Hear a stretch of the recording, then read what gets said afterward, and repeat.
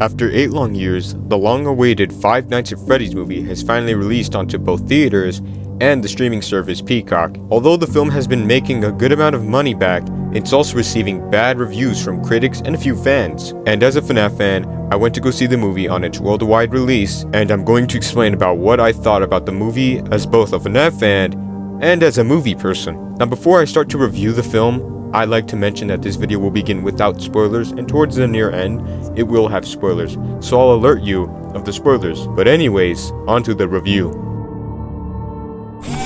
The story follows a guy named Mike, who's been experiencing a lot lately.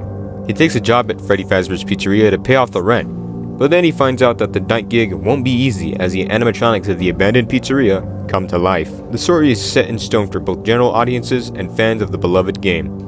Throughout the movie, there are certain moments that'll have some people who aren't familiar with the games scratching their heads and questioning a few things. But for most fans, they'll understand what's going on because they've been caught up to date with most of the lore and how these things work in this situation. As a guy who loves FNAF, I'm going to be honest, but the way everything was executed in this film was actually really well done. I will say that if this film had a longer runtime, then maybe it would have had enough time to explain a few things and would have helped general audiences to understand what's going on. But let's remember that this film is only for the fans of the FNAF games. Another thing I'd like to mention is that some parts of this movie is heavily inspired by the Silver Eyes books, which I find as a pretty cool Easter egg.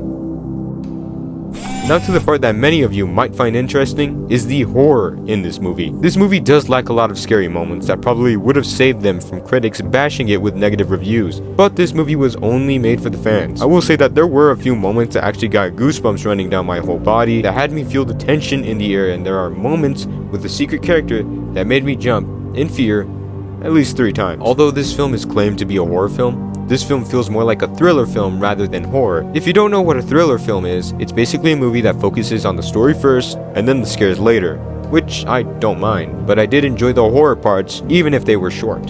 The way the actors portray these characters were very good, especially Josh Hutcherson and Matthew Lillard. Josh perfected Mike, even though we don't really know who Mike is as a character in the games because we don't get much context or story behind him. Matthew Lillard's performance as William Afton was incredibly good.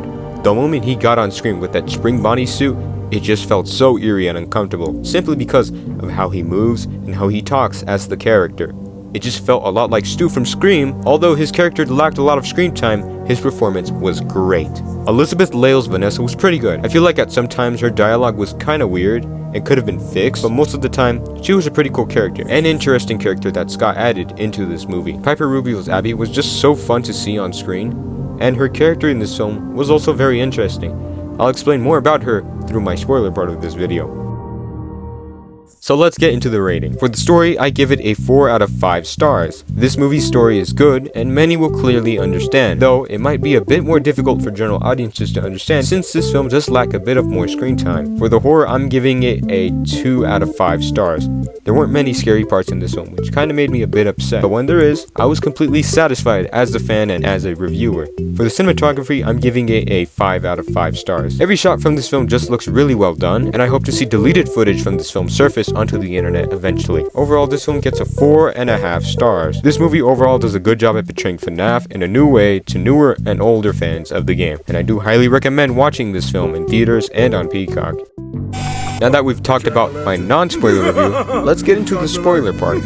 So the thing that really interested me throughout the movie is Mike's obsession with his dreams. Since he read a book entitled The Dream Theory, which could be a homage to game theory's Dream Theory, but the reason why Mike has an obsession with his dream is because Mike believes that everything everyone has ever seen is put into their brain. No duh. But even the most tiniest bits of details. So every time he goes to sleep, he goes back to the exact moment of when his little brother Garrett got kidnapped, because he believes he can find out who kidnapped his brother. Honestly, I'm not the biggest fan of dreams having a big involvement in a film, but this movie really managed to make me interested and enjoy these dream sequences in a movie. Another thing I find interesting is how Abby can communicate and see the spirits that possess the animatronics. We don't often see stuff like this in FNAF media, but if there is anything similar to this, let me know down in the comments. But seeing how the animatronics treat her like a companion is pretty cool. What really shocked me in the theater was the reveal of Vanessa being William Afton's daughter. Like, that was completely unexpected, but it does kinda make sense on why she's known a lot about Freddy Fazbear's Pizzeria and the events that occurred there. All I can really say is wow. What a shocker. William Afton in this film felt so sinister when he walked out of the shadows and stood up tall like a titan. But I do feel like he should have gotten more screen time because man, was this guy's performance really good. And really quickly, I want to talk about the thing most people are complaining about on the internet, and that is the spring lock scene. People are complaining about how fast the spring lock scene occurred, how there wasn't much blood in it, and how William's line, "I always come back," was way too fast. For me, I'll accept it simply because it is a PG-13 film. And if they made it rated R, then most of the FNAF fans would be pretty disappointed that they won't be able to go see this movie in theaters. And actually, I didn't mind the way he said, "I always come back," considering the fact that he knew he was going to die and he's literally being stabbed from his suit. So I'll accept it. But that's pretty much everything that I thought about the Five Nights at Freddy's movie. Comment down below what you guys thought of the movie, and I'll see you guys in the next one. Adios.